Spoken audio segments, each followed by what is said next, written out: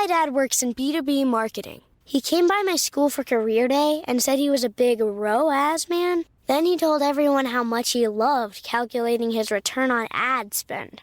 My friends still laugh at me to this day. Not everyone gets B2B, but with LinkedIn, you'll be able to reach people who do. Get a $100 credit on your next ad campaign. Go to linkedin.com/results to claim your credit. That's linkedin.com/results. Terms and conditions apply. LinkedIn, the place to be, to be. We acknowledge the traditional owners of country throughout Australia and recognise their continuing connection to land, waters and culture. We pay our respects to their elders past, present and emerging. Welcome to This Song Is Yours, a music podcast where we chat to a new guest each week, talk about their life and creative endeavours, and talk to them about some of the music they love. Our show works by chatting to our guests about music, but also getting them to make you a playlist of the songs they love. You can find the link to our playlist in the show notes. I'm your host, Simon Fink, and welcome to episode 9. Our guest today is Sophie Hopes, frontwoman for Tired Lion. The band just released their fantastic second record, Breakfast for Pathetics, last week. In today's conversation, Sophie and I talk about what it's like making a record with your partner, mental health and the role that it plays in music, and the poetry of Sharon Van Etten. Here we go.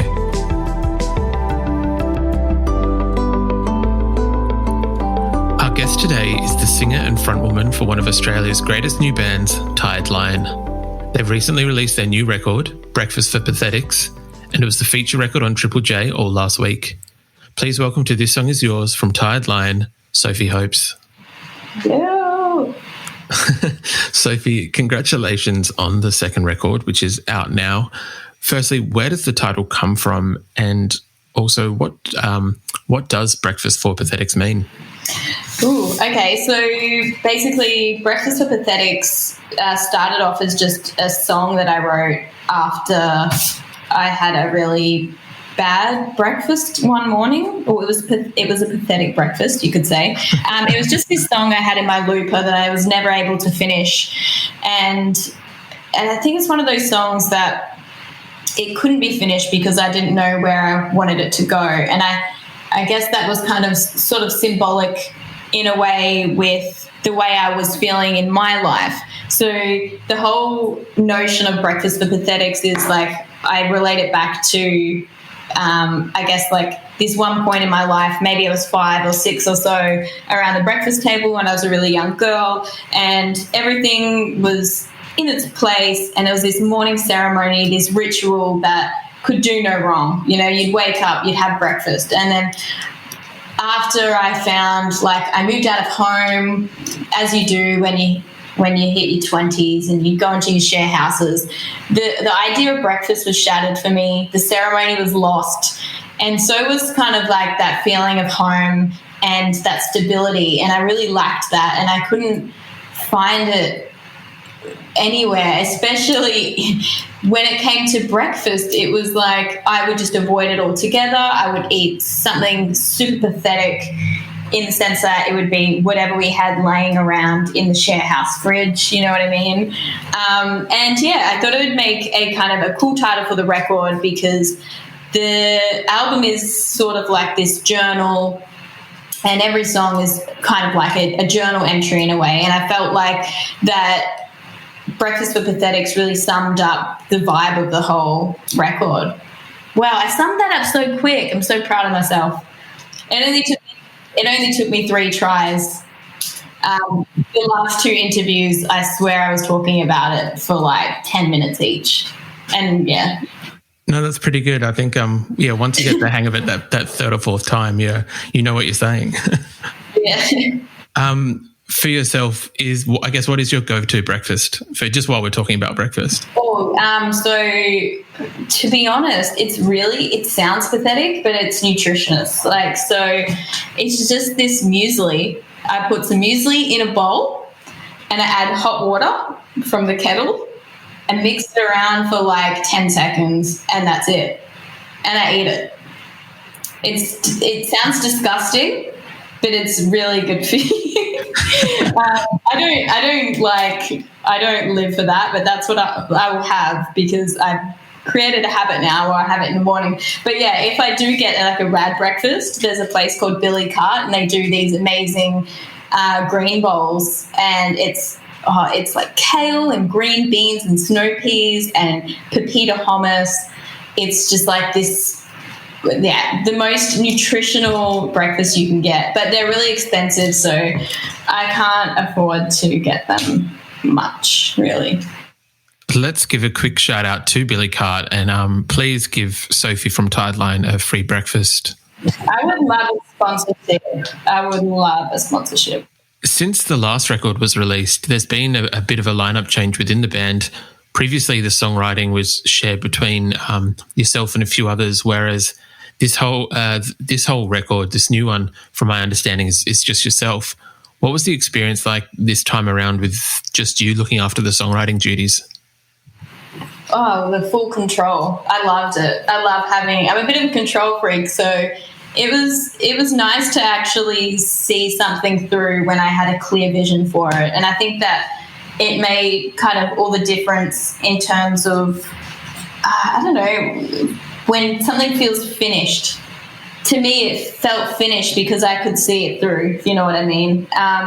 It's obviously a lot scarier, the fact that there's nobody to kind of hide behind, really, in the sense that it all comes down to me, which is quite terrifying, really. So if somebody hates the record, it's like, well, they just hate me as a songwriter.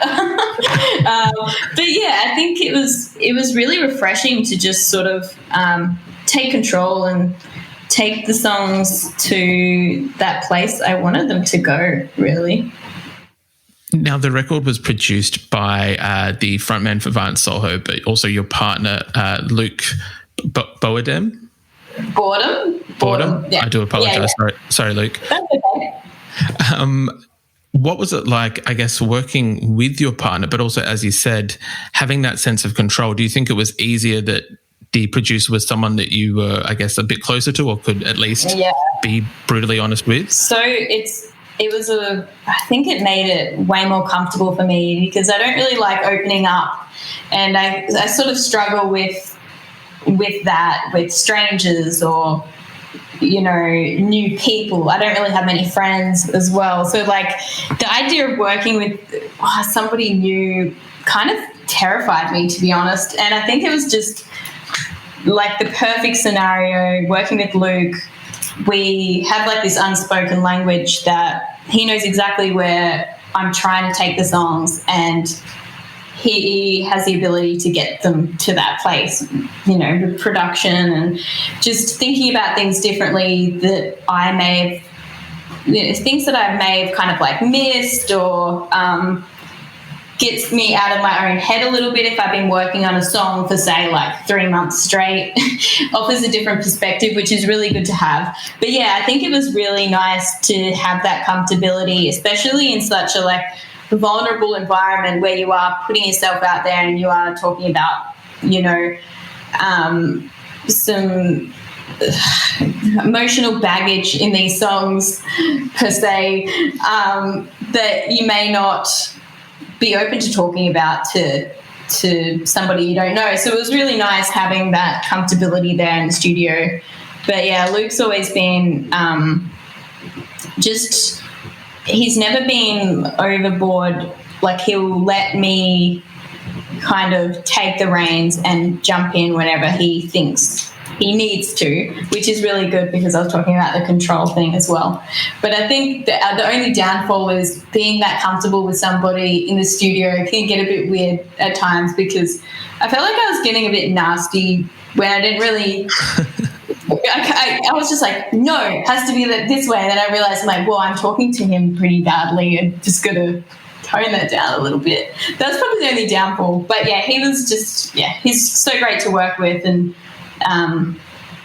his ideas, it's amazing how much we are on the same page in terms of our influences and what the record needs to sound like. So, yeah. With both of you being musicians, is I imagine at some point you guys would have maybe like jammed together or whatever, but is there any thought of possibly doing something in a professional sense together in the future? Well, I've always said that if we actually don't jam together. Like, as weird as that sounds, a lot of people just assume because we're both in bands that we like sit around the lounge room jamming. But yeah, I think if we ever did jam together, that'd be pretty cool. But I've always said that I'd want to do something different, like drums or something totally different. That'd be cool. But yeah, no, we don't have any weird side project bands going on at all. At least for now. Very fair, very fair. The song Waterbed on the new record, I believe you've been quoted as saying it's an analogy about buying into the idea of something and it being nothing like previously expected or what you thought it might be. Where did that idea for the song initially come from? Well, the music industry, right? No, I'm joking. It's all glitz and glam. Really, it's not. It's just working really hard and never getting to where you need to be. No. But it could be that. I think I actually just always found waterbeds really fascinating and kind of funny. And I literally, that came from the waterbed thing, like where they would put out these ads saying it would fix backaches and your marriage problems and it was better sex and all this stuff. That's actually where that idea came from, that people bought into the idea that these waterbeds were like fascinating, but really they just probably got rid of them within a week. But yeah, it does relate back to a lot of people and just anything. I think sometimes as humans we get an idea in our head that we need to do something and that's just going to change our life, or like if we start doing, like, you know, we start, I don't know how to explain this, like it can be anything really, like it relates back to anything in life. Do you know what I mean? Yeah, no, like I get that. Do you find sometimes you write songs and that people kind of attach their own metaphors to it and then really you're just like, no, it's just about a waterbed? Yeah, no, I that's what you want people to do. That's the whole point of, you know, writing these songs, because that's what music does for me. I know I listen to so many songs and I come up with my own meanings, and then I attach myself to that song, and that's where you're able to connect. And I think it's really important that people do go down that road and make their own meanings to your songs, because that's the whole point. That's where the connection lies from artist to listener. I think it's super important. And I always just, even with like movies or anything, I'm always like, oh, that's my meaning. I'll attach myself to it straight away. It would be like something so small. I'm like, oh yeah, totally. That's so me. Well, have you ever had someone come up and give their own interpretation of it and it's just been so off the mark? Of just any song in general? Any song of yours, yeah, or just any song. If it was, I probably wouldn't have criticised them, because I think it's quite nice that they've just come up with their own meaning. I think that's what art is, you know? Yeah, it is. Yeah, that's right. You've said the track See You Later was an attempt to help yourself out of a difficult time when you didn't really want to see anyone. How important do you think songwriting and creating art is to an artist's mental health? I think it's just like a form of therapy, really. Like, we all have ways that we are able to like navigate through problems. Some people choose, vigorous exercise and routine. Other people might use like going out and going to gigs and seeing shows, or artists might paint a picture, or we might write a song. It's just super important that everybody has their own way that they are able to release these feelings. And I think it's important as an artist to kind of like figure yourself out and find a way to get it out there, because if you kind of leave it bottled up, it's not going to be good for anybody, really. So, yeah, I think it's super important for artists to find what works for them. But it's not just so much artists, it's just anybody. I know, like, say my brother was going through a hard time, like, what do you like doing? Do you like watching TV? Do you like listening to music? And then I remember he really got into Sigur Rós because I showed him Sigur Rós, and like whenever I was down, I'd listen to like this Sigur Rós record, Tap. And, you know, I think it's important as humans that everybody has a way to let go and, just find a way to get this stuff off their chest. Like meditation is another one. Using the Headspace app is really good. Just very quickly, that Sigur Rós is an incredibly relaxing album. That is a very good album to recommend for meditating or just relaxing. Yeah. It took a lifetime to find the person you want to marry. Finding the perfect engagement ring is a lot easier. At BlueNile.com, you can find or design the ring you've always dreamed of with help from Blue Nile's jewelry experts who are on hand 24/7 to answer questions, and the ease and convenience of shopping online. For a limited time, get $50 off your purchase of $500 or more with code LISTEN at BlueNile.com. That's $50 off with code LISTEN at BlueNile.com. My dad works in B2B marketing. He came by my school for career day and said he was a big ROAS man. Then he told everyone how much he loved calculating his return on ad spend. My friends still laugh at me to this day. Not everyone gets B2B, but with LinkedIn, you'll be able to reach people who do. Get a $100 credit on your next ad campaign. Go to linkedin.com/results to claim your credit. That's linkedin.com/results. Terms and conditions apply. LinkedIn, the place to be, to be. With the events of this year and everyone finding themselves in lockdown, some artists found themselves dealing with the stress of 2020 by making one or two quarantine records, but then some found the pressure of these events too much. Where did you find yourself in relation to one of those two camps? True. I feel like I was in this no man's land because I was pretty much doing all the prep for releasing this record. I was making film clips.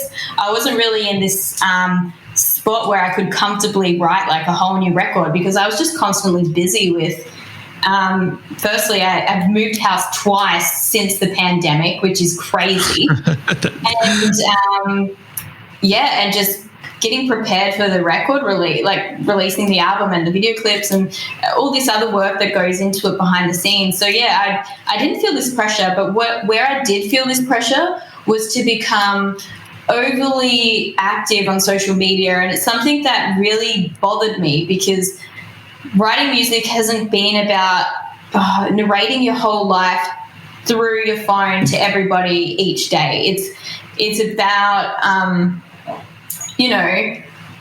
like working through your problems, writing songs because you feel like you want to. It's not about trying to not sell out, but it kind of feels that way where you're constantly on your phone with your selfies and your videos and like, hey guys, I felt that pressure, and that really, it fucked me up. Like, to be honest, I felt like I didn't want to do music because if that's what I had to be, then what was the point?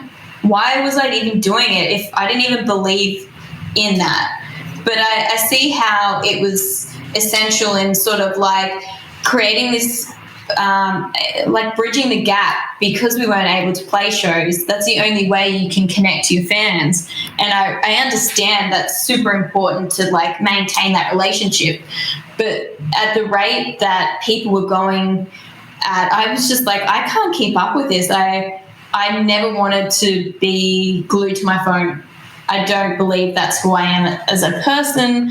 And I really felt the pressure in that. Like, man, now I've got to start doing like full production covers of songs and home shows and like cooking shows and shit. Like, I'd be down for a cooking show, by the way. I'm all down for that sort of stuff. But you know what I mean? Like, bands were starting like these TV series basically, and I'm like, where do they have this time? TikTok. That's something that I just do not understand right now.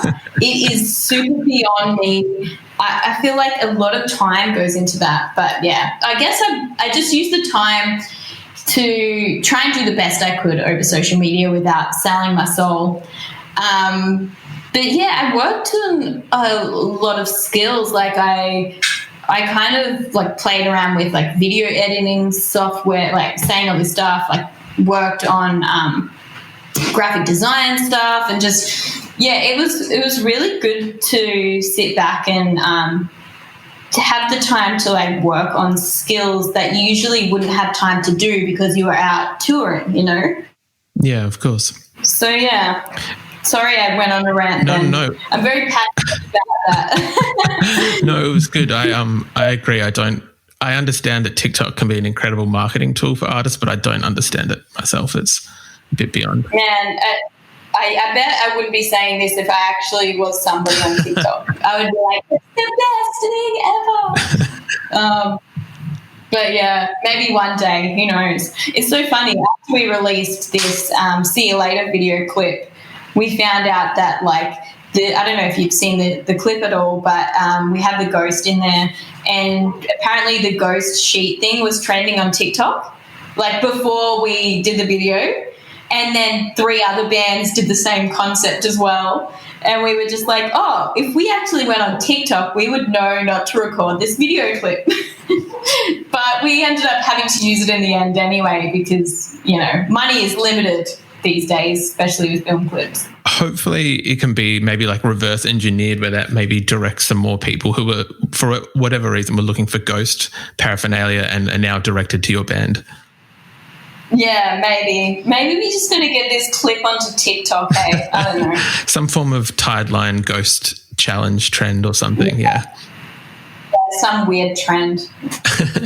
Before, when you mentioned your time in lockdown and using it to create videos and promos for the new album, did you find it difficult to try and create those things because of being limited to your house or wherever you were, when usually you'd have the ability to do whatever you want? Yeah, totally. I remember when we were releasing Waterbed, which was the first song for the whole album campaign. That was when like lockdown was in like, you know, full lockdown mode, and I got asked to try and do press photos at home. It was so bad. It was the worst photo shoot. I looked really awkward and it just didn't work out. It just looked like I was taking selfies, really, which is pretty funny if you think about it now. But yeah, I definitely think there was a limit there. We're so lucky though. We were able to fly to Adelaide to do a Waterbed clip, and then after we got home, that's when lockdown happened. So we managed to get that in there. But yeah, definitely did restrict us. Like we were only allowed to work with like Brisbane-based people. I couldn't use any, like I was working with, not working with, but I used to get, Tim from Loser was filling in on guitar for a while, so we couldn't use him anymore. And it kind of forced me to get together a Brisbane-based lineup, which was really good in a way. So now I'm able to jam regularly with these guys, which is awesome. Nice. Yeah. With live music coming back and you yourself having some shows coming up in support of the album, what have you missed about playing some of these songs live? Oh, yeah, I think there's always this feeling that you get when you play a new song for the first time, and I really missed that. It kind of makes all the hard work worthwhile when you get to do that and engaging with fans. And it's sort of a special moment because if they haven't heard the song either, it's kind of like, I don't know, it creates this like nice moment or something. Other than connecting with fans in a live setting, have you kind of also missed I guess a lot of artists, they might workshop songs when they take them on the road or try and tweak them or change them. Have you kind of missed that aspect of the live space?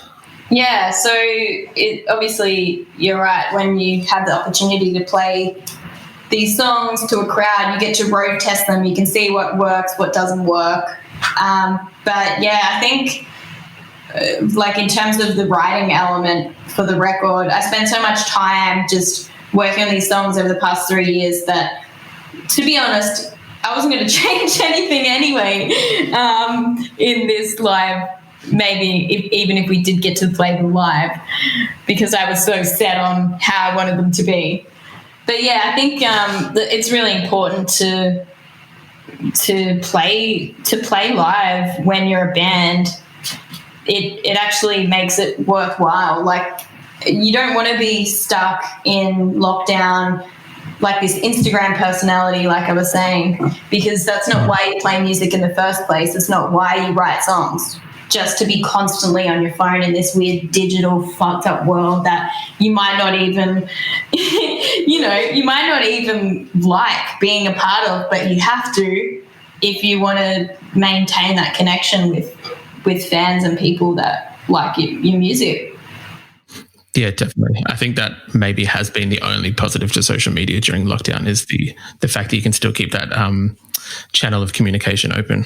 Yeah, totally. Sophie, are you cool to talk about your playlist? Yeah.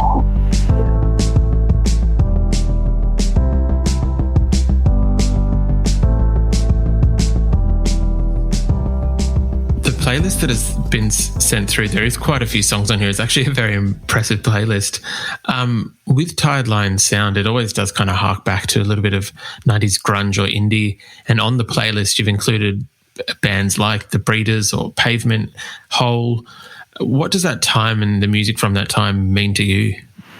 Oh, man, I feel like it means so much, especially...